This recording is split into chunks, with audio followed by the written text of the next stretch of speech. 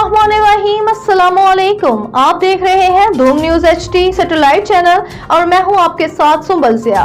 सबसे पहले हेडलाइंस। माढ़ा super league जिसका सीजन 8 सितंबर से शुरू हो रहा है, जिसमें टोटल 32 टीमें हिस्सा ले रही हैं, जिनमें फुलरवान वजीर के से एक टीम हिस्सा ले रही है जिसका नाम है IK टाइगर्स, जिसके ऑनर है मलिक इबादत अली फुलरवान और हाजी मोहम्मद खान फुलरवान साहब, और उनके कप्तान का नाम है इंजीनियर मेहदी हसन फुलरवान और नाइब कप्तान मलिक वकार हुसैन SPU पंजाब पुलिस का।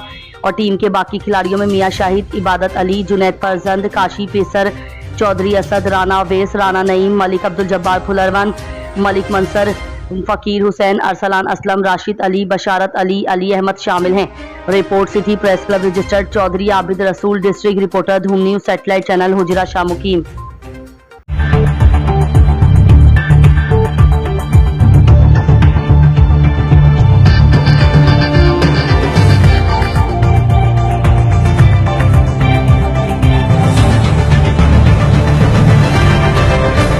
धूम न्यूज HD, हर खबर मचाए।